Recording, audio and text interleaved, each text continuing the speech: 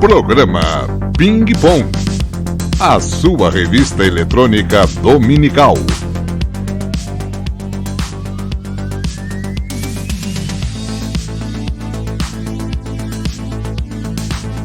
Então, como eu havia sugerido para o Fábio Sampaio, para o professor Paulo e me dirigi também ao professor Vânios, ele aceitou.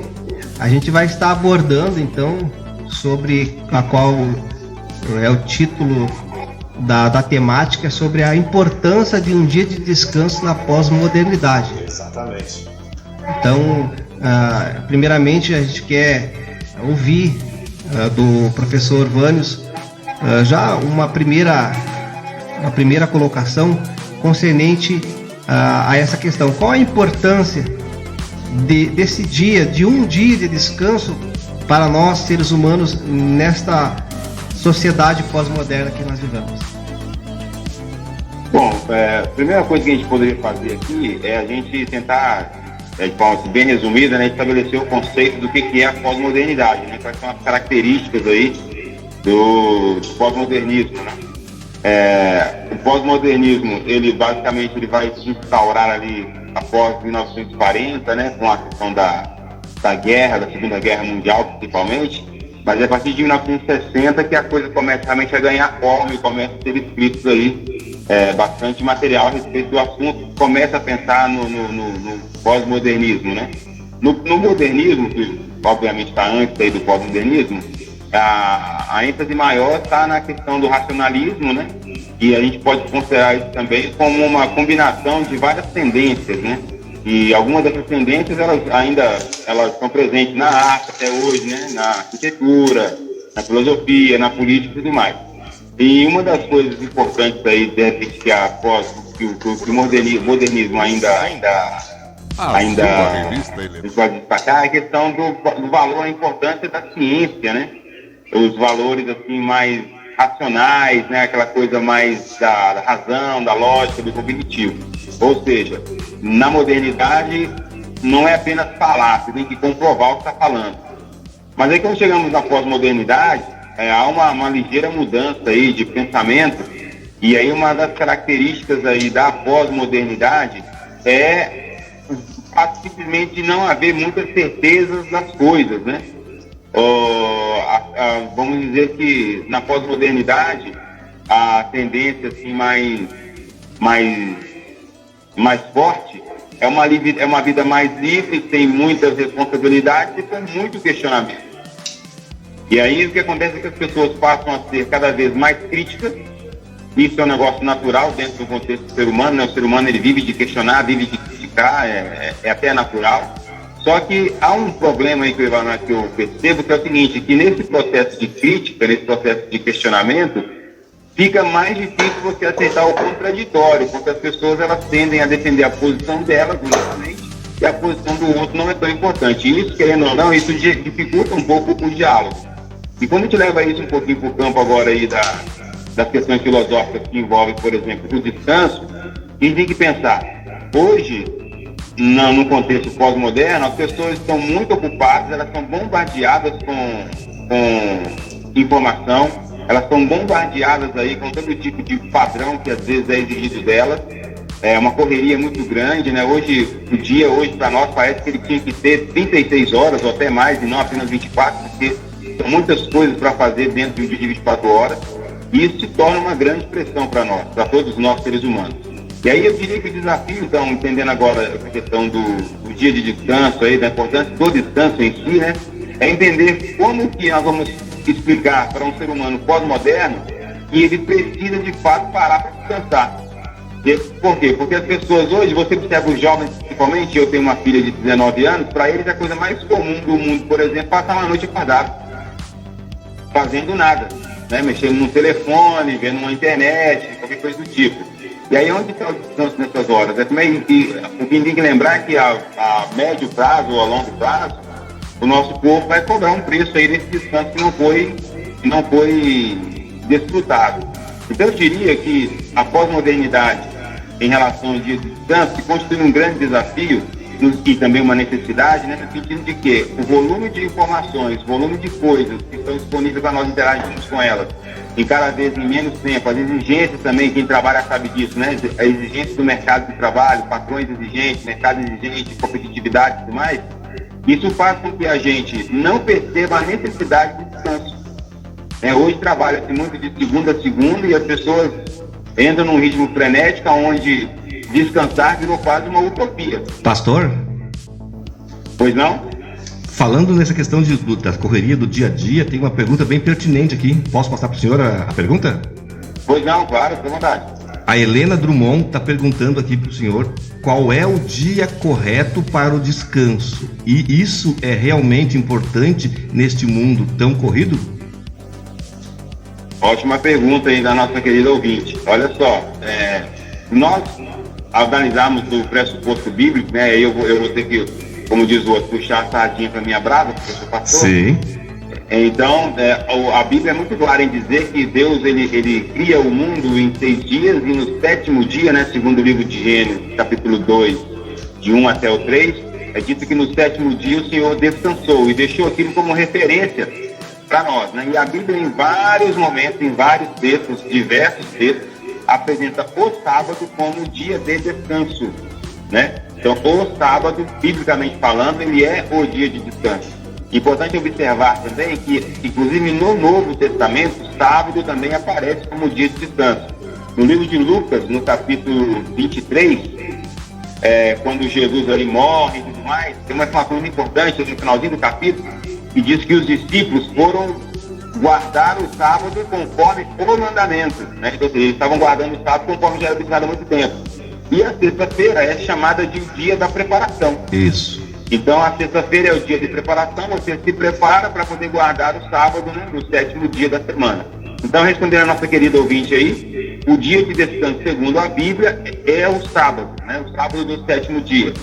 E é importante esse dia de parada porque, obviamente, Jesus deixou muito claro isso. Ele diz o seguinte, né, em Marcos 2:29, né, ele diz o seguinte, que o sábado foi feito por causa do homem, e não o homem por causa do sábado. Ou seja, Deus sabia da necessidade do homem de um tempo de descanso, e Deus, então, estabelece o sábado. Para além do descanso, também tem outras coisas que a gente pode, de repente, se o tempo permitir, a gente abordar aqui, mas falando do descanso especificamente, Deus instituiu o dia de sábado como descanso, porque Deus sabia, Deus sabe, né, todas as coisas, obviamente, e Ele sabia que seria necessário para o homem um dia de descanso. Alguém poderá dizer assim, eu não posso fazer isso qualquer dia? Eu sempre gosto de dizer o seguinte, você pode fazer o dia que você quiser, mas o dia que a Bíblia pede é o sábado. Exatamente, né? Jardel, alguma questão? Agradeço aí ao professor pelas suas colocações bem pertinentes, onde ele aborda de forma resumida a questão da pós-modernidade. Exato. Né? E fala também a respeito da vida frenética e corrida que nós vivemos nos dias de hoje. Né?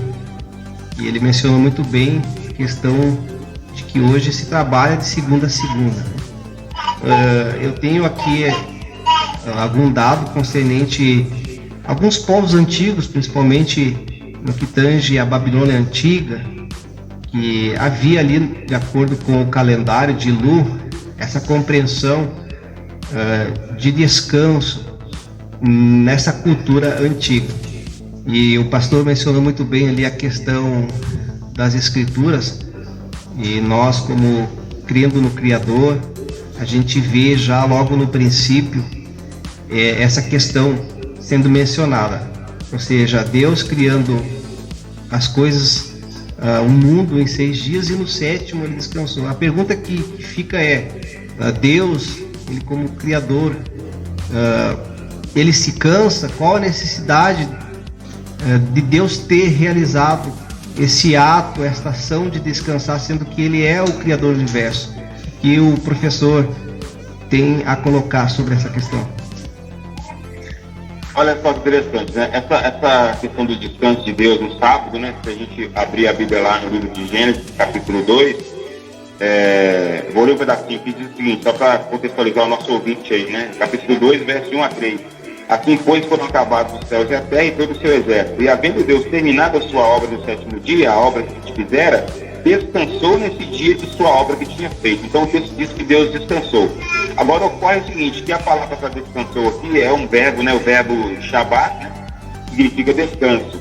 Mas esse descanso aqui, essa palavra Shabbat, quando fala em descanso, nós temos que lembrar que a Bíblia não foi escrita em português, né, ela foi traduzida para o português. Então nós temos que observar bem o que o termo original, na língua hebraica, representa. E a palavra Shabbat, descanso aqui, ela tem a ver com contemplação também. Então, quando diz que Deus descansou no sábado, não é que Deus falou, cansei, vou descansar, que agora eu vou relaxar um pouquinho, porque foi muito exaustiva a minha semana. Não, é claro que não é isso. Deus, ele passa um momento de contemplação, onde ele olha para tudo que ele criou. Se você observar um pouquinho antes, aí no capítulo 1, verso 31, diz que Deus olhou para a criação e viu que tudo era muito bom. Ou seja, Deus está contemplando. Então, óbvio que Deus não precisa descansar, Deus não se cansa. E quando o texto bíblico fala que Deus descansou, Deus contemplou, Deus, vamos usar assim, ele admirou, ele passou um período ali do dia observando aquilo que ele havia feito e que era muito bom. Então nós temos que entender que a palavra descanso aqui no texto bíblico não tem a mesma conotação que tem para nós aqui, seres humanos. Descanso para Deus, nesse texto específico aqui, tem a ver com a contemplação de Deus com a sua obra criadora, aquilo que ele criou e ele contemplou. Detalhe interessante, ele contempla e não contempla sozinho, ele contempla junto com Adão e Eva. Então ele está ali junto com a sua criação, olhando as coisas maravilhosas que ele havia feito, e diz o texto, tudo era muito bom. Eu fico imaginando a alegria, a satisfação do coração de Deus em ter coisas por isso que ele havia criado e colocado à disposição de Adão e Eva naquele momento no jardim. Muito bem colocado, professor. 8h04 é o programa Ping Pong aqui na Rádio Total FM 87.9. Você pode participar através do nosso WhatsApp 980226957. Eu disse 980226957. Estamos conversando com o pastor, teólogo e filósofo Vânios Henrique Dias. Pastor, outra questão para o senhor aqui, o Diogo Vieira quer saber, pastor. Então, da onde surgiu a cultura de descansar no domingo, se o dia correto seria o sábado? Nós temos algumas fontes, né, que falam sobre essa questão da origem do domingo como dia de descanso. O Jardel colocou já no começo aí que a questão do dia de descanso é muito antiga. Vale a pena ressaltar que a Bíblia, ela é um livro relativamente recente quando você pensa em costumes. Porque quando a Bíblia é escrita, já muita coisa já era praticada. A Bíblia, por exemplo, começa a ser escrita por volta do ano 1400 a.C. Mas os babilônios, por exemplo, os mesopotâmios de forma geral ali, já tinham coisas escritas muito antes disso. Então, muito antes do texto bíblico começar a ser escrito, nós já tínhamos outros materiais escritos, né, bem anteriores à Bíblia. E há registros dos babilônios, por exemplo, descansando, inclusive no sábado, no sétimo dia. Olha que interessante. E é interessante notar também que para eles, o número 7 ou o sétimo dia era um dia, entre aspas, de azar. Então, para não dar nada errado, o que eles faziam? Eles não faziam nada naquele dia com medo de que alguma coisa desse errada. Então, eles consideravam o sétimo dia um dia de azar e eles não trabalhavam, né? E aí, querendo ou não, forçosamente, nesse contexto cultural, o sábado se tornava para eles um dia de descanso. E isso perdurou durante muito tempo. Inclusive, o próprio Império Romano também considerava o sábado como um dia de descanso, né, de muitos anos depois. Ocorre que, com a transição do Velho para o Novo Testamento, muitas pessoas começaram, entre aspas, a reinterpretar alguns eventos bíblicos, né? E um dos eventos bíblicos que foi reinterpretado por muitas pessoas na cultura cristã é a guarda do domingo por causa da ressurreição de Jesus Cristo. Então, por conta da ressurreição, muitos cristãos, né, substituem o sábado pelo domingo. E essa talvez seria a razão primária, talvez, aí, de que, pelo motivo pelo qual hoje as pessoas, alguns grupos religiosos principalmente, né, usam o domingo como um dia de descanso, né, em alguns contextos também como um dia de guarda. Há de se lembrar que tem alguns grupos religiosos que cultuam no domingo, mas não consideram o domingo um dia de guarda. Outros cultuam no domingo e consideram o domingo um dia de guarda. Há uma discussão entre o meio cristão em relação a isso. Agora, não especificamente no nosso caso aqui, né, que somos, no meu caso, né, que sou de 17º dia, nós acreditamos que o dia de descanso ainda é o sábado, mesmo tendo havido no pensamento de alguns cristãos essa mudança. Por quê? Porque a Bíblia em lugar nenhum apresenta outro dia de descanso que não seja o sábado.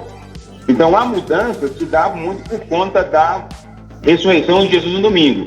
Tem outros fatores que acontecem na história, vai entrar aqui, quem sabe, a questão de Constantino e outras coisas tantas que a gente poderia citar aqui, mas vão entrar muitas questões que vão dando suporte, ou vão dando apoio a essa ideia da mudança do sábado para o domingo.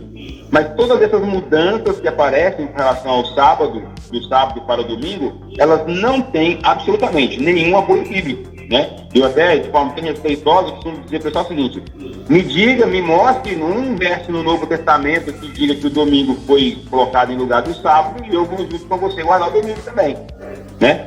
Então, o dia de descanso sendo o sábado, né, essa mudança que foi feita, eu entendo, claro, com certeza a ressurreição de Jesus é um evento muito importante, né?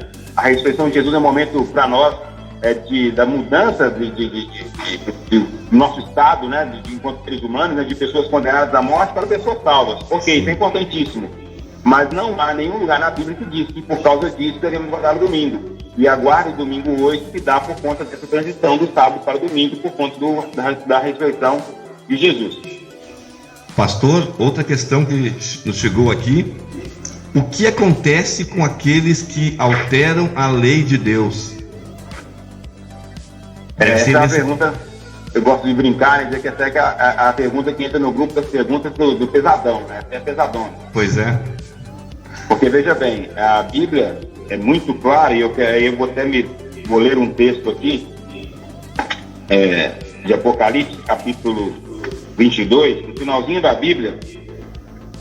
Jesus diz assim, eu a todo aquele que ouve as palavras da profecia deste livro testifico: se alguém fizer qualquer acréscimo, Deus acrescentará flagelos ou castigos escritos neste livro. Então veja, a palavra de Deus aponta de que, primeiro, a lei de Deus, tudo que Deus... Quando falar lei aqui, até bom também abrir um parênteses, quando a gente falar de lei de Deus, vamos imaginar a Bíblia como um todo, porque a Bíblia, a lei de Deus não está a parte da Bíblia, né? A lei de Deus faz parte do que está na Bíblia. Então, nada que está na Bíblia pode ser alterado, muito menos a lei de Deus. Vamos lembrar que quando Deus entrega para Moisés as tábuas da lei, ele entrega escrito em que material? Na pedra. E ele escreve com o próprio dedo. O fato de Deus escrever com o próprio dedo e escrever em tábuas de pedra, isso nos dá um indicativo muito grande da importância desses mandamentos, né? E não só do mandamento, como eu disse, como a Bíblia como um todo. E o Apocalipse, então, no capítulo 22, verso 18, diz que Deus está advertindo para qualquer pessoa que alterar aquilo que está na Bíblia, qualquer pessoa que modificar o texto bíblico, isso inclui mandamento, inclui qualquer parte da Bíblia, essa pessoa ela está suscetível a sofrer os castigos, os flagelos, as punições que são descritas no livro. E a punição, vamos colocar assim, capital para isso tudo seria, claro, a perda da vida eterna, né? E é bom enfatizar aqui o seguinte: nós não defendemos, né, de maneira nenhuma, a guarda do sábado como um meio de salvação. Ninguém vai ser salvo porque guardou o sábado, mas eu posso perder a minha salvação por ter desobedecido o mandamento, seja ele qual for. E aí, é claro, eu incluo o sábado também. Então, veja bem, o mandamento, ele não me coloca no céu, mas a desobediência dele me tira do céu. Um exemplo bem claro, assim, a maioria de nós dirige, né? Temos carro. Quando você está dirigindo o seu carro no trânsito e você para no sinal vermelho, por exemplo, não aparece uma banda tocando, te dando parabéns, te elogiando porque você parou no sinal vermelho. É sua obrigação. Você tem que parar. Está vermelho, você tem que parar. Agora, se você ultrapassa o farol vermelho e sofre um acidente, a consequência é responsabilidade sua. Porque você não fez aquilo que a legislação previa que você fizesse. Então, observe, eu parar no sinal vermelho não me dá nenhum prêmio, mas ultrapassar o farol vermelho pode me colocar em situação de risco. Então, o mesmo princípio eu gosto de aplicar à lei de Deus, ao que a Bíblia Sagrada nos apresenta, né? Eu obedecer a Bíblia, obedecer o mandamento de Deus, não me coloca no céu porque eu fui bonzinho e vai me levar para lá. Eu fui levado para o céu pela graça de Cristo. Mas desobedecê-lo me coloca em risco, porque como é que ele vai aplicar a graça dele a alguém que é desobediente? 9h12, é o programa Ping Pong aqui nas ondas da 87.9. Estamos conversando com o Jardel Almeida dos Santos e com o pastor Vânios Henrique Dias. Para você participar, o nosso WhatsApp é o 980226957. Você pode ouvir também pela internet, pelo site www.radiototalfm.com.br. Total com 2 T's. Pastor Vânios, no ano 321, o imperador Constantino proclamou o domingo como dia de descanso. A partir daí, aquelas pessoas que seguiram esse dia, talvez até por ignorância, desconhecimento, essas pessoas poderão ser perdoadas? Eu posso falar dessa forma? Esse é um negócio muito interessante também. Sabe que Deus é muito justo, né? Sim. Deus é muito justo. A misericórdia de Deus triunfa no juízo. Eu costumo dizer que Deus é muito mais misericordioso do que ele é justo. Ele é muito justo, mas a misericórdia dele ainda é maior do que a sua justiça, né? Haja visto o caso de todos nós somos pecadores. Sim. Se fôssemos colocados numa balança, com certeza os nossos pecados pesariam muito mais. Mas por conta da graça de Cristo, nós somos então imputados como pessoas justas por causa de Jesus Cristo. Isso é ser misericordioso muito mais do que ser justo. Então veja, o livro de Atos, no capítulo 17, verso 31, o apóstolo Paulo afirma categoricamente que Deus não leva em conta o tempo da nossa ignorância. Ou seja, enquanto eu não sei, e eu acredito em outras coisas, porque eu não me foi apresentado ainda detalhes sobre a verdade, Deus vai me julgar segundo aquilo que eu sei. Então, se eu fui sincero em tudo aquilo que eu sabia, Deus então vai me julgar segundo aquilo que eu conheci. Agora, se eu conheci, me convenci e ainda assim não quis fazer, aí eu diria que eu tenho um problema para resolver, né? É como uma criança que mexe numa tomada elétrica e ele não sabe que dá choque. E aí você vai lá e explica para ele e fala para ele não mexer. Ele não sabia antes que não podia mexer, né? Agora ele sabe. E se ele mexe ali, de novo, a consequência sobre ele pode ser grande. Ele pode tanto tomar um choque, como pode ser punido pelo seu pai, pela sua mãe, pela desobediência que ele praticou. Então, da mesma maneira, Deus ele vai tratar cada um de nós segundo o nosso conhecimento, segundo aquilo que nós sabemos, aquilo que nós entendemos. E isso, novamente, eu destaco, né? Isso é um ato de pura misericórdia. Deus ele vai nos julgar segundo o conhecimento que cada um tem. Então, as pessoas que a partir ali do edito de Constantino, em 7 de março de 2021, que por alguma razão entenderam que era para guardar domingo, ou pessoas que nasceram depois disso aí e começaram a guardar domingo, e aí nunca entenderam sobre o sábado, Deus não vai cobrá-las disso. Mas se em algum momento elas ouviram a mensagem do sábado, ou qualquer outra mensagem bíblica importante, sim, e viraram as costas para essa mensagem, então essa pessoa ela incorre sim um risco de ser condenada pelo juízo divino. Muito bem colocado as colocações do professor Vânios. A pergunta que partiu aqui a respeito de Constantino me fez lembrar do meu amigo professor Paulo, que é aqui o interlocutor da rádio, que é historiador, né? E foi muito interessante. Claro que o professor Vânios ele deu uma pincelada apenas nessa questão, que ela é muito ampla, ela é muito profunda, né? E com relação à questão que Deus não leva em conta o tempo de ignorância, nós temos que entender, até o professor Vânios mencionou muito bem, que a expressão ignorância, de acordo com a língua grega, diz respeito àquela pessoa que sabe, mas não quer aceitar, não quer praticar, ou aquela pessoa que realmente não sabe. Então tem essas duas interpretações, e ele mencionou muito bem, né? Deus irá julgar a pessoa de acordo com aquilo que a pessoa sabe, né? Até ele colocou também a respeito, fez menção a respeito dos povos antigos, e eu no começo também mencionei a semelhança, antes mesmo de existir o povo hebreu, então já existia essa compreensão desse dia de descanso que é semelhante ao sábado bíblico. Temos, por exemplo, o tablet de Lu, nos mostra como o sábado era guardado pelo rei e os sacerdotes. Provavelmente o sábado também era observado pelos cidadãos comuns de alguma outra maneira não tão restritiva. Então, antes mesmo de surgir a nação, o povo propriamente dito hebreu, já existia, né, com achados arqueológicos, inclusive, que testificam esta questão. Eu gostaria que o professor Vânios mencionasse, ele tocou anteriormente a questão da vida corrida que nós vivemos nos dias de hoje, e a gente é acometido por diversos tipos de doenças no campo psíquico, físico, etc. Nós estamos aí agora finalizando o mês de setembro, né, professor Paulo? Exato. Que é o mês que diz respeito ao Setembro Amarelo, que as nossas autoridades constituídas trabalham em torno dessa questão. Até mês passado teve aqui a psicóloga Eduarda, né? Exato. Ela teve aqui dando algumas dicas de como nós agirmos diante da pandemia, como nós cuidarmos da nossa saúde emocional e espiritual em tempos de pandemia. Eu gostaria que o professor falasse quais são as problemáticas que nos acometem, nós como seres humanos, seres integrais, por nós vivemos hoje uma vida tão corrida, como o senhor bem mencionou, muitos trabalhos de segunda a segunda. Quais as consequências? Claro que alguns pensam, eu trabalho de segunda a segunda, eu ganho super bem. Com certeza, nós não negamos isso, né? Mas com isso vem as consequências. Gostaria que o senhor comentasse um pouquinho.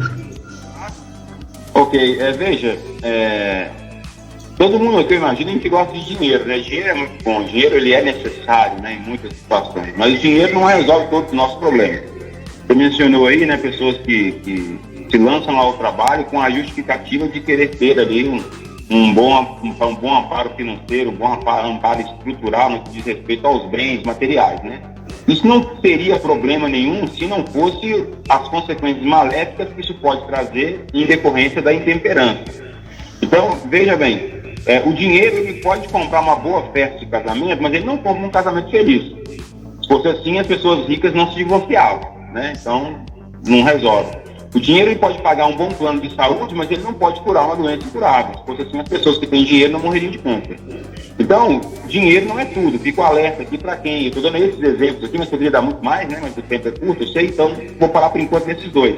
Eu acho que são coisas que muitos de nós já passamos ou conhecemos alguém que passou. Um divórcio, uma separação, ou mesmo um caso de alguém doente na família e pode ter todo o dinheiro do mundo e aqui não resolveu nada. Então fica aí a dica de que o dinheiro não é a justificativa de trabalhar pelo dinheiro nessa correria, ela não se justifica, ela não se sustenta se nós analisarmos de fato o que o dinheiro pode fazer no final das contas. Agora, pensando em forma prática, né, nos prejuízos também dessa vida corrida aí, nós temos hoje uma sociedade que ela está cada vez mais estressada. Hoje em dia, assim, as pessoas sempre estão correndo, sempre estão ali nervosas, estressadas, agitadas. Eu que moro aqui em São Paulo, né? Uma cidade grande, milhões de pessoas na rua, um trânsito muito frenético aqui, uma cidade muito louca mesmo. A gente vê isso, mas isso vai piorando ano a ano, isso vem aumentando. Você nunca ouviu falar que isso melhora. E você observa o seguinte, surgem novas tendências tecnológicas, novos remédios, novas terapias, mas o problema só aumenta. E aí uma das coisas, né, que um prejuízo talvez então, que surge hoje atualmente, falando de forma técnica e quem sabe assim mais pontual, é a síndrome de burnout, que é a síndrome que causa o esgotamento das pessoas, né? As pessoas ficam esgotadas física, mental, né, e diria até espiritualmente. E nesse contexto, o mês de setembro, como é agora, por exemplo, né, o mês de setembro amarelo, em que a gente fala de prevenção do suicídio, por exemplo, sim, veja que ponto chegamos. Nós precisamos de um mês dedicado à prevenção do suicídio. E, na verdade, a gente sabe que essa prevenção ela tem que ser feita o ano inteiro, porque o número de pessoas que hoje, por conta de desgaste mental, de problemas psíquicos, problemas financeiros, problemas emocionais, problemas de saúde, estão recorrendo ao suicídio como solução, mostra a que ponto nós chegamos no que diz respeito ao esgotamento mental, físico e espiritual. Então, o esgotamento mental, físico, espiritual, ele é talvez hoje, né, a síndrome de burnout, ela é hoje, na minha opinião, um dos grandes prejuízos da nossa sociedade pós-moderna. E só para aproveitar aqui o espaço e dizer, né, que por incrível que pareça, os profissionais de saúde, o Jardel é um deles aí, sabe disso, é um dos grupos mais afetados pela síndrome de burnout. Então agora presta atenção, a pessoa que cuida da nossa saúde está esgotada a ponto de não conseguir cuidar da própria saúde. Então eu pergunto para você, como é que ele vai cuidar da nossa saúde com eficiência? Né? Então observe como que o descanso ganha valor, como é que o descanso ganha importância nesse processo aí, a necessidade do homem, ser humano, o profissional, o estudante, dona de casa, todo mundo, de ter um momento para esvaziar a mente das preocupações, dos estresses do dia a dia, para poder se reconectar consigo mesmo, com o próximo e com Deus, se preparando para as atividades da semana, do cotidiano, que são sempre frenéticas. Então, nós todos somos suscetíveis de coisas como essa. E você pode observar também, por exemplo, o número elevado que nós temos hoje de jovens, por exemplo, né, que vivem cansados, jovens que vivem esgotados. Eu dou aula na minha escola, aqui onde eu trabalho, eu dou aula para alunos do ensino médio também, né? É incrível você ver um bom número de crianças, de jovens, de 16, 15 anos, que não tem ânimo para nada. E você vai conversar com eles, você descobre que muitos deles ficam jogando videogame o dia inteiro, passam vir à noite na internet. Ou seja, eles estão se cansando. E pensa nesse menino agora, quando ele estiver com 25, 30 anos, como ele estará. Pastor? Pois não. Uma outra questão que nos chega aqui: o Novo Testamento não diz que precisamos guardar o sábado. Jesus trabalhava no sábado curando pessoas e pregando. Mandou até aqui a parte da Bíblia, que tá, segundo o nosso ouvinte, está em Mateus 12:10. Isso pode ser uma questão interpretativa, pastor? Isso é bem interessante, né? Olha só, Jesus trabalhou no sábado, né? É o que eles argumentam, né? Eu queria saber qual foi o salário dele, né? Primeira pergunta que eu faria, quanto ele ganhou por esse trabalho aí? Né? É a primeira pergunta que fica aí para a gente poder pensar sobre ela. Segundo ponto, qual foi o tipo de trabalho que ele de fato executou? Né? E a pessoa já falou aí que ele fez curas, né? Ele curou pessoas no sábado. E isso não pode ser encarado como um trabalho. Isso era encarado como trabalho dentro de uma cultura mais farisaica e que, na verdade, queria acusar Jesus de algum tipo de crime, né? Então, para eles era, claro, eles queriam destruir Jesus. Então, eles iam colocar Jesus ali como um criminoso, um infrator da lei, né? Isso seria talvez a interpretação assim, um pouco mais rasa, sem entrar talvez em muitos pormenores do texto. Agora, o que nós precisamos entender de fato é que existem muitas coisas que o Novo Testamento não fala e nós ainda assim não fazemos. Sim. Se fosse ter que colocar tudo lá que está que nós temos que fazer, né, escrito na Bíblia, ia botar papel. Vou dar um exemplo, né? Talvez pode ser até meio inocente, mas para mim é a prova clara de que esse argumento do nosso querido ouvinte aí, ele tem problema. Tem alguma passagem na Bíblia que fala que é proibido usar maconha? Sim. Não tem. Mas nós sabemos que não devemos usar. Então, veja, não é porque não está escrito lá que o princípio não está presente. E agora eu queria fazer a pergunta inverso, né? Qual é o versículo que diz que não deve guardar? Porque já foi dito lá atrás que deveria guardar. Lá em 2 Timóteo capítulo 3, verso 16, o que o apóstolo Paulo fala? Que toda a escritura é inspirada por Deus e útil para o nosso ensino. Quando ele fala toda a escritura, é toda. Toda não pode ter só a parte que eu quero. Toda é toda.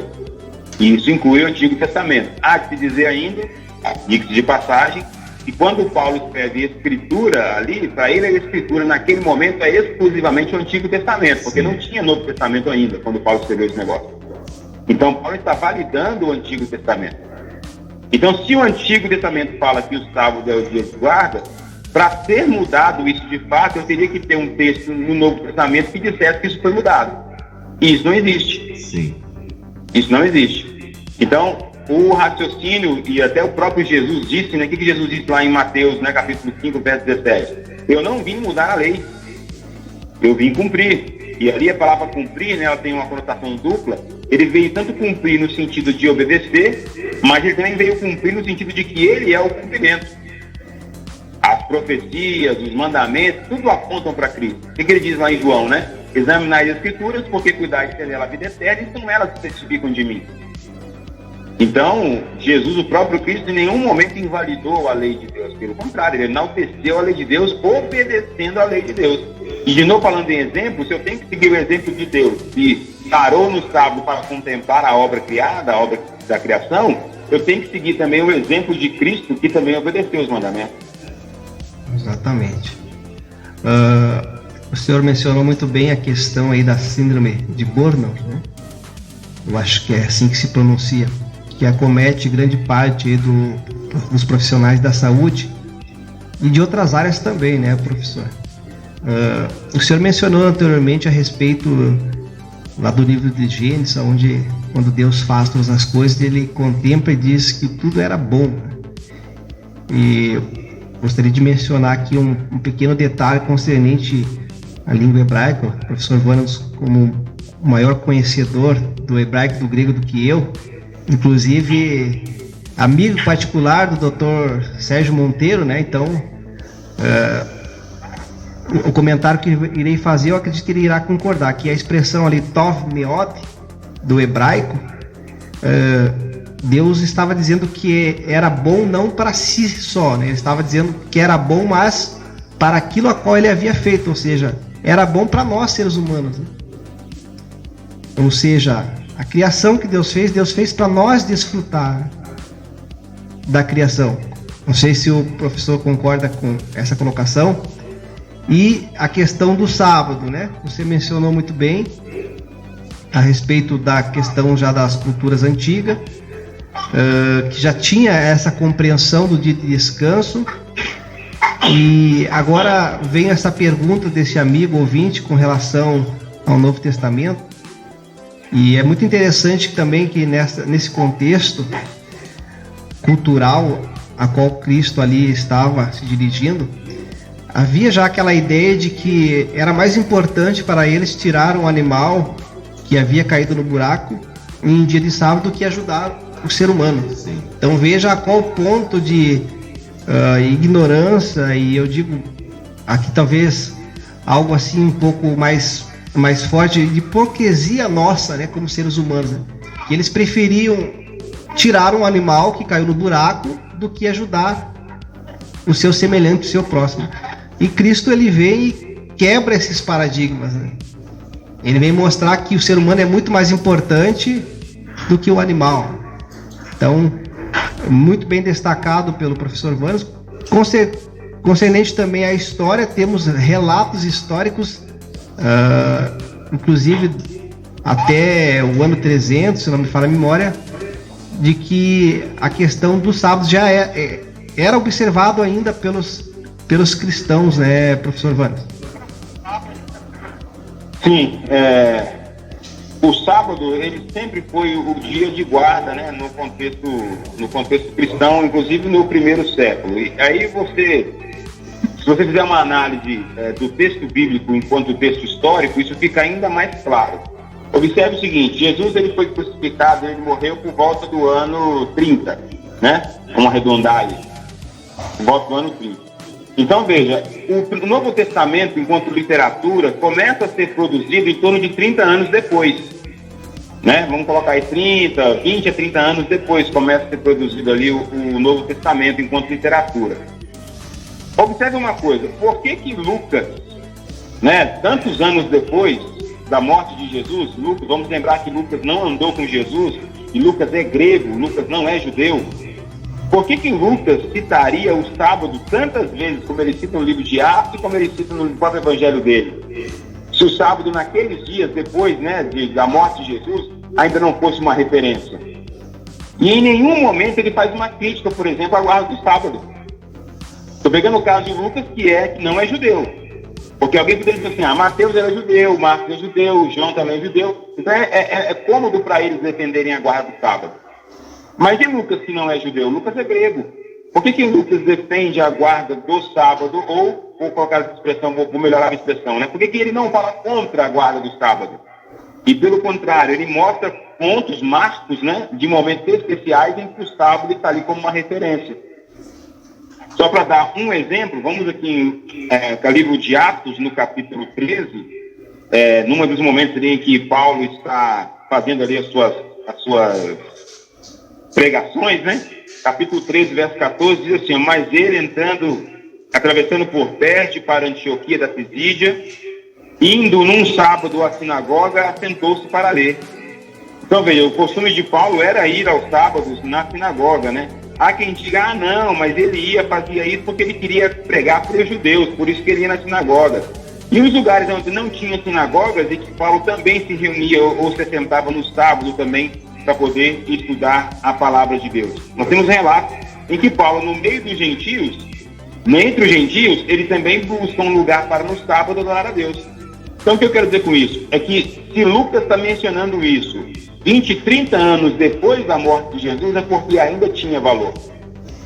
E nós temos relatos, muitos relatos históricos, até mesmo dos pais da igreja, né, sobre a discussão envolvendo sábado e domingo, que não era um ponto pacífico, embora alguns quisessem realmente. No primeiro século havia aqueles que queriam adorar o domingo como um dia de guarda, como um dia especial por conta da ressurreição. É verdade.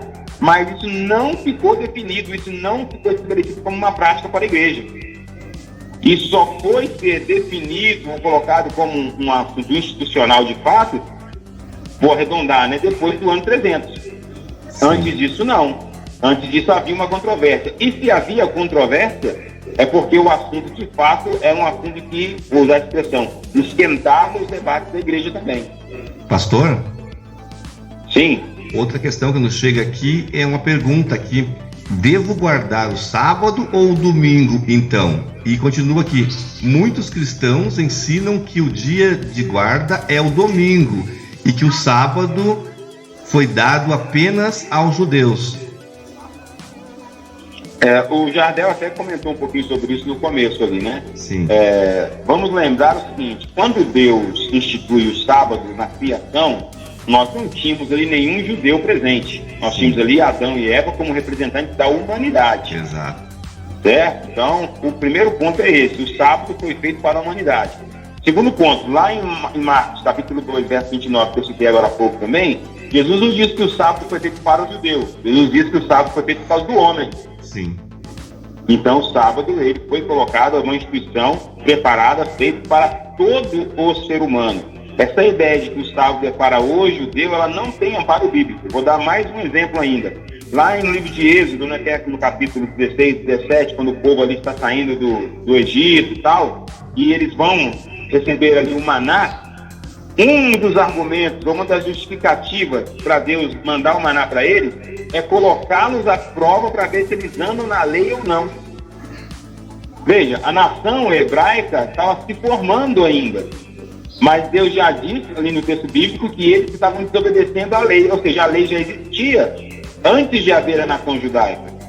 Nós fomos lá para Gênesis capítulo 25, verso 6, nós vemos lá que Abraão guardou os estatutos e as leis do Senhor. Antes de haver entregue o decálogo, Abraão já guardava os mandamentos.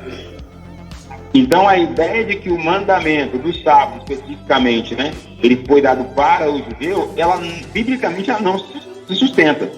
De jeito nenhum. Né? Eu digo sempre, respeitosamente, eu desafio alguém me mostrar na Bíblia que o mandamento do sábado, ele é só para o judeu. E digo mais, se o mandamento do sábado for só para o judeu, então não matarás também é. Porque foi entregue também para Moisés lá no monte. Se o mandamento do sábado for para o judeu, então não adulterarás também é só para o judeu. Sim. Porque foi entregue também para Moisés no monte Sinai. E alguém vai dizer, mas Jesus repete, os 9 mandamentos são repetidos no Novo Testamento e o sábado não é. É claro que o sábado é. Quando Jesus aparece pregando na sinagoga, o que ele está fazendo? Validando o sábado. Quando Lucas diz que as pessoas estão guardando o sábado conforme o mandamento, no dia da preparação, se preparando para a guarda do sábado, está validando o mandamento. Quando, lá no livro de Hebreus, no capítulo 4, o apóstolo diz que ainda resta um descanso sabático para o povo de Deus. Ele está fazendo uma comparação do sábado com o descanso da vida eterna, então ele está validando o sábado. Então, como não temos? Nós temos várias diferenças, sim, ao sábado como dia de guarda no Novo Testamento. Exatamente. Então, essa ideia de que o sábado é para os judeus, infelizmente, ela não se justifica. E volto a reafirmar, o dia de sábado na Bíblia é o sábado, o dia de guarda é o sábado, não é outro dia. E interessante notar isso aqui, ó. O dia de guarda, sendo sábado, ele é importante porque o ser humano precisa de tempo para si, para a família e para Deus. Exatamente.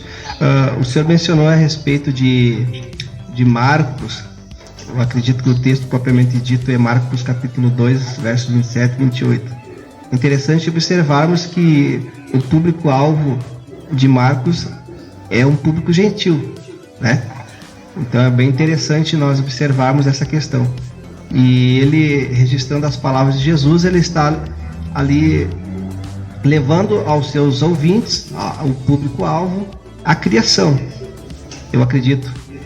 Outro fato bastante interessante é que foi estabelecido também no Éden, é a constituição da família, né, professor Paulo? Exatamente. A família foi estabelecida no Éden, o trabalho foi estabelecido no Éden, né? Consequentemente, são as 3 bênçãos que ali foi estabelecido no Éden, que é o descanso sabático, né?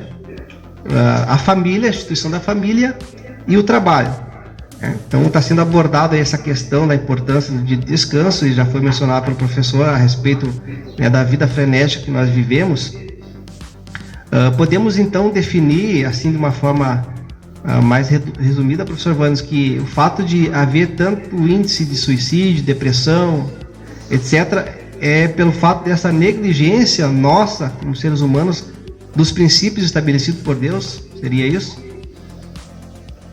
Não tenho dúvida, não tenho dúvida. Eu desconheço alguém que vai seguir o princípio bíblico para a sua vida e vai ter problemas, né? Assim, no sentido de problema, quer dizer o seguinte, que vai sofrer tanto como alguns que estão sem Deus sofrem, né? Andar com Deus é sempre melhor. O que a Bíblia diz lá no livro de Deuteronômio, né? Eu coloco diante de você hoje a vida e a morte, a bênção e a maldição. Escolhe a vida. Quem escolhe a vida, escolhe a palavra de Deus, escolhe os princípios divinos, escolhe a maneira divina, a maneira bíblica de viver. E esses aí, é claro, eles vão enfrentar problemas também, vão ter problemas como todo mundo tem, né? Mas vão conseguir superar esses problemas com a ajuda de Deus, sem dúvida nenhuma. E voltando só um pouquinho na questão que você falou hoje, Jadel, que eu acho que é muito importante destacar, é que é a questão das instituições que foram criadas por Deus no Éden, né? Você veja, a família, o trabalho e o descanso. São as 3 instituições ali que Deus, no primeiro capítulo de Gênesis, a gente consegue enxergar que está sendo criado ali, no primeiro capítulo. E essas 3 instituições são hoje as instituições que mais são a nossa pedra no sapato que diz respeito à vida pós-moderna. Pensa bem, nós temos as famílias hoje desfaceladas, nós temos hoje o contexto, o modelo de família sendo questionado, né? Então hoje já existe hoje várias alternativas para entendimento de família, né? Família pode ser tudo, né? Se eu casar com um cachorro, pode ser uma família. Então veja como é que o negócio está ficando feio, né? A família vem sendo atacada. A necessidade de descanso também vem sendo atacada, ou seja, isso impõe sobre nós, né? A ideia de que nós temos que trabalhar, ter, e aí então a gente acaba ficando escravo dessa questão. E consequentemente, né, a isso, tem a questão do trabalho em si também. O trabalho consome o nosso tempo, tira o nosso foco da família. Quantas pessoas, né, quantos filhos, eu ouço na escola que eu trabalho, por exemplo, crianças que dizem, jovem que diz, né, meu pai trabalha demais e não tem tempo para mim. Minha mãe trabalha demais e não tem tempo para mim. Então você observa que essas 3 instituições, família, sábado e o descanso, e o trabalho, aliás, perdão, elas estão relacionadas. E é justamente, me parece ser essa é a minha avaliação, me parece ser que essas 3 instituições são o foco do ataque de Satanás. Porque se ele sabe que se ele mexer com a família, mexer com o descanso e mexer com o trabalho, ele está mexendo com o cerne da sociedade. E aí ele está modificando toda a sociedade, prejudicando e criando cada vez mais uma sociedade mais doente e mais debilitada. 9h40 é o programa Ping Pong aqui na 87.9, Rádio Total FM, um show de rádio no seu coração. 19 graus é a temperatura, um grande domingo para você, um domingo chuvoso, mas para ficar em casa com a família, aproveitando e ouvindo o nosso programa Ping Pong. Pastor Vânios, tem mais uma questão que chegou aqui agora. A pergunta desta vez é a seguinte, pastor: por que as igrejas atuais insistem em desobedecer esse mandamento? Essa é uma questão tão complicada, né? Tão sensível. A gente tem que ter até muito cuidado na hora de abordar isso. Sim. Porque a gente não pode desmerecer, né, a fé das pessoas, né? As pessoas, muitas delas são sinceras naquilo que acreditam. Mas aqui eu vou dizer, vou dirigir a minha fala às lideranças religiosas, tá bom? Vamos pensar nas lideranças religiosas. Jesus foi muito claro em dizer o seguinte, que nem todo aquele que me diz Senhor, Senhor vai entrar no reino do céu, mas é aquele que faz a vontade dele que vai entrar no céu, né? Esse é um ponto importante. Então, o que a gente percebe hoje no mundo religioso? E aí eu desafio o nosso ouvinte aí a ligar a televisão, ligar o rádio e observar, por exemplo, nos programas de igreja que tem na internet, na televisão e tal, quantos desses programas falam sobre a volta de Jesus, por exemplo? A minoria. Muito poucos. Hoje fala-se muito de sucesso, hoje os programas de religiosos de televisão viraram palestras de motivação. Então as pessoas hoje, me parecem, as lideranças religiosas estão se concentrando muito em como tornar a vida do crente melhor aqui e esquecendo que nós temos que preparar o crente para a vida na eternidade. Então eu diria que esse talvez seja o ingrediente principal do motivo pelo qual as religiões hoje não estão dando tanta importância a obedecer a palavra de Deus, mas de extrair da Bíblia aquilo que é conveniente. E hoje, infelizmente, isso tem se tornado cada vez mais recorrente. As pessoas tomam a Bíblia como um livro em que eu uso aquilo que eu quero, né? E eu digo isso de novo, me referindo às lideranças religiosas, porque eu sei que dentro dos grupos religiosos variados, seja qual for o grupo religioso, existem pessoas sinceras ali que estão aprendendo e estão vivendo aquilo que estão aprendendo, como nós falamos lá de Atos, capítulo 17, verso 30. Eles são fiéis àquilo que aprendem. Mas os líderes religiosos dessas pessoas, esses terão que acertar contas com Deus por terem conduzido o rebanho de forma equivocada. E eu acho muito pouco provável, muito pouco, com todo respeito, que um líder religioso que lê a Bíblia com atenção e que tem o preparo adequado para fazer a interpretação do texto bíblico, consiga realmente focar a sua pregação em prosperidade, em curas, em problemas de relacionamento somente interpessoal, como se a nossa vida fosse só aqui na Terra. Exato. A pessoa que leva a Bíblia a sério, que estuda a Bíblia de forma adequada, ele percebe que o nosso alvo, o nosso propósito é a vida eterna e não a vida aqui. Quando eu ligo a televisão e escuto uma pregação que fala que você vai ter, que vai conquistar, que Deus vai te dar, que Deus determinou, eu fico pensando o seguinte: essa pessoa até agora não falou nada sobre a vida eterna. Exato. Não falou nada sobre o preparo para o céu. Ou seja, ele está ensinando as pessoas a como ser cada vez mais e mais egoísta, como ser a pessoa cada vez mais e mais materialista. E isso aí, querendo ou não, olha que loucura, hein?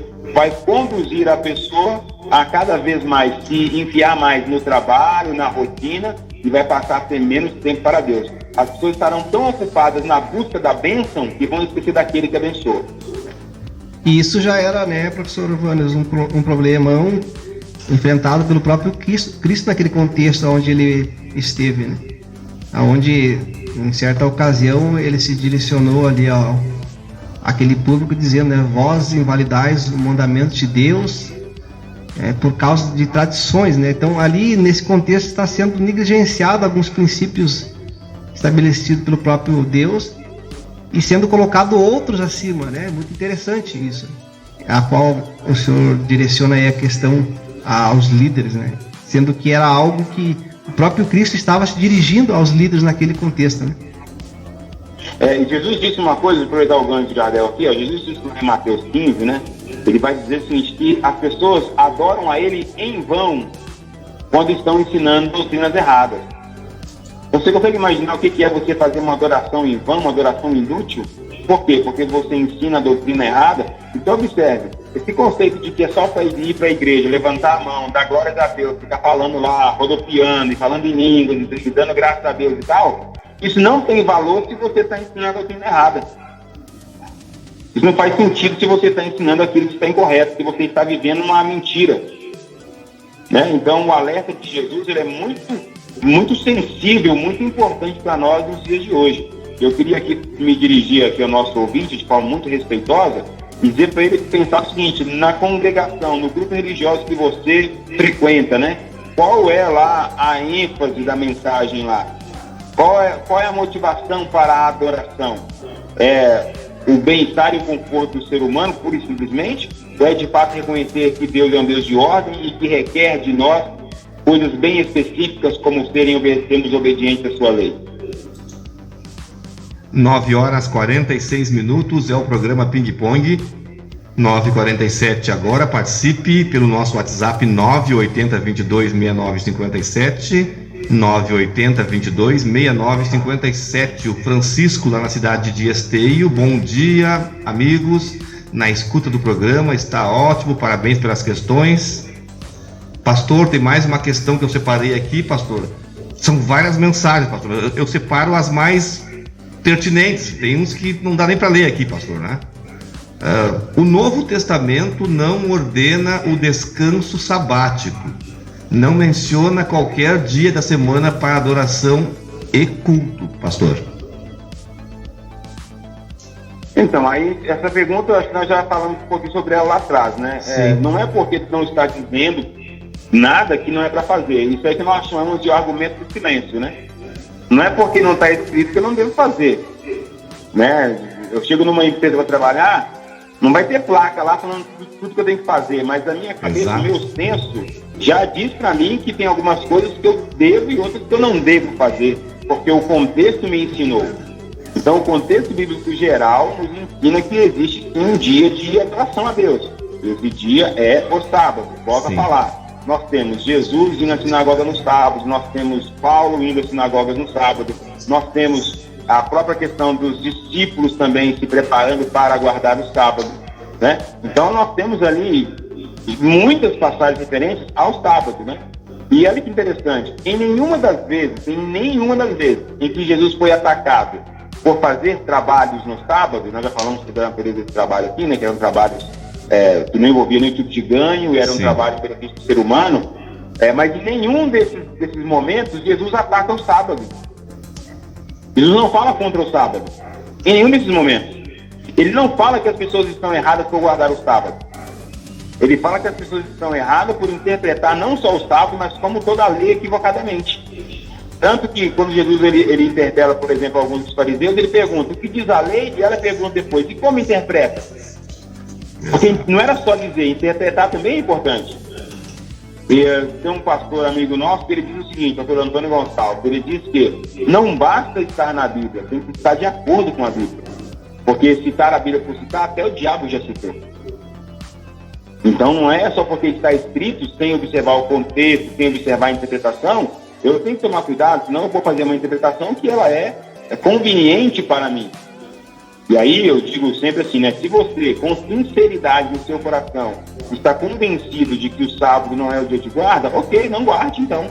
Não guarde, se você está convencido disso. Agora, se o Espírito Santo colocou a dúvida, se você está pelo menos com a dúvida, então cuidado. Porque a dúvida pode te condenar. Exatamente, pastor. 9h50, programa Ping Pong aqui na Rádio Total FM. Para participar é o 980226957. 19 graus é a temperatura. Na audiência do programa, o Edson Brum, que mandou o bom dia, a Helena Drummond, Fabiana Elci, Luiz Carlos, Otávio Silva, Dante Bastos. Tem também a Amanda Vieira. Participe do nosso programa. Mas, pastor, o senhor sabe que rádio é tempo, né? Nós poderemos ficar, temos questões aqui para ficarmos o domingo inteiro conversando a esse respeito, pastor. Mas estamos chegando ao momento final do programa. Passa rápido, né? Passa voando, né? Gostaria que o pastor deixasse uma mensagem final. Pastor, fique à vontade. Ok. Como o nosso tema hoje aqui é a questão da pós-modernidade relacionada ao dia de descanso, né? Quando você estuda a pós-modernidade, você descobre uma coisa bem interessante, que é o seguinte: você, para um grupo pós-moderno, uma sociedade pós-moderna, a questão hoje não é mais você pregar o evangelho de que Deus é amor e pronto, porque muitas pessoas nem em Deus acreditam. E um dos pontos aí que a pós-modernidade trouxe é a descrença em Deus. E aí, para muitas das pessoas aí nesse contexto mais pós-moderno, né, a religião ela se tornou um ponto aí de mera conveniência, né, onde existe ali, onde a religião é vista por muitos como apenas assim, a religião apresenta uma verdade que ela é subjetiva, né? E Deus não é real. E como é que você vai dizer para alguém que não crê em Deus que Deus é amor? Como é que você vai dizer para alguém que não crê em Deus que Deus está preparando um lar eterno para ele. Então observe o seguinte, que o pós-moderno, ele é bastante racional também, porque ele traz isso da modernidade. Na modernidade, o racionalismo imperava, né? E na pós-modernidade, então, acrescenta-se agora o individualismo. Ou seja, se aquela verdade que eu pretendo mostrar para ele não tiver, primeiro, um fundamento minimamente lógico, ele não aceita. E se aquilo não fizer bem para ele como indivíduo, também para ele não faz diferença. Porque ele vai pensar, dizer o quê? Isso é verdade para você, não é para mim. Essa questão de que Deus é amor, que você se sente bem se vê a Deus, isso é bom para você, não é para mim. Porque não o atingiu. Então, olha como é que o sábado ganha importância, como é que o descanso ganha importância nesse contexto. Por quê? Porque quando eu chego para uma pessoa que ela é descrente, que ela é uma mente pós-moderna, eu apresento para ela uma mensagem em que o descanso é bíblico e ele está dentro de um contexto biológico, natural, uma necessidade que essa pessoa também tem, a chance dele de dar atenção é muito maior. Então, ao invés de primeiro chegar para ele e dizer, olha, Deus te ama, ele é amor, ele vai te salvar, se você não se converter para o inferno, como alguns pretendem fazer atualmente, e se eu chegar dizendo para ele o seguinte, você sabia que o seu corpo precisa de descanso? Você sabia que Deus criou, por exemplo, um relógio biológico no seu organismo, e que esse relógio biológico faz com que, esse relógio biológico ele funciona num contexto, num ciclo de 7 dias semanais? E a pessoa fala, mas como é que é isso? E você vai dar para ela explicações talvez ali, né, sendo um pouquinho mais técnico, sobre cronobiologia, como que o organismo nosso funciona, como é que funcionam as defesas do organismo em relação aos dias de descanso e tudo mais. E aí eu perguntaria para ela, e como você acha que isso surgiu? E qual que é a necessidade de um descanso nesse contexto? Você sabia que a Bíblia fala de descanso? E aí eu consigo agora captar a atenção dessa pessoa, talvez, para a palavra de Deus. Então, o sábado, ele me parece ganhar uma importância muito grande no contexto de uma pregação pós-moderna. Outra coisa importante, quando você observa o levantar dessa mensagem sobre o sábado, né, que se teoria pode no ano de 1840, né, após 1840, quando há ali os grandes assentamentos, surge o primeiro movimento adventista e tudo mais, em que o sábado tem alguma força, paralelamente a esse movimento da pregação do evangelho com o sábado como ingrediente, você tem dois movimentos surgindo juntos, que é o evolucionismo. Sim. Em 1950, por ali, Darwin vai escrever o seu livro, A Origem das Espécies, e você tem também na mesma época as irmãs Fox inaugurando o espiritismo. Então observe que você tem duas frentes combatendo ainda também a questão da importância do sábado. E olha que interessante, preste atenção nisso. Boa parte do pessoal que é espírita, né, são adeptos a essa questão do evolucionismo.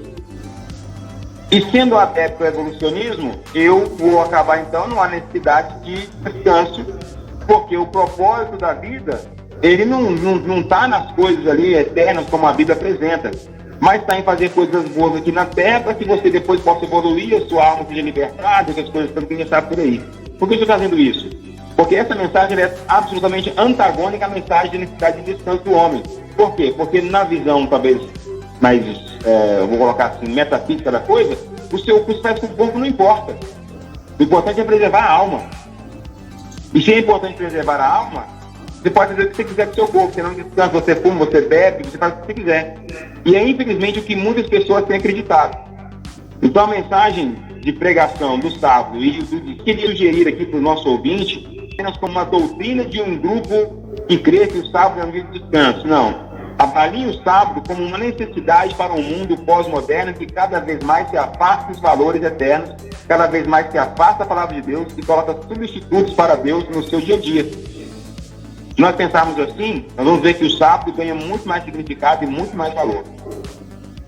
Ok, pastor, muito obrigado. Então, conversamos com o filósofo, teólogo, pastor e professor Vânios Henrique Dias.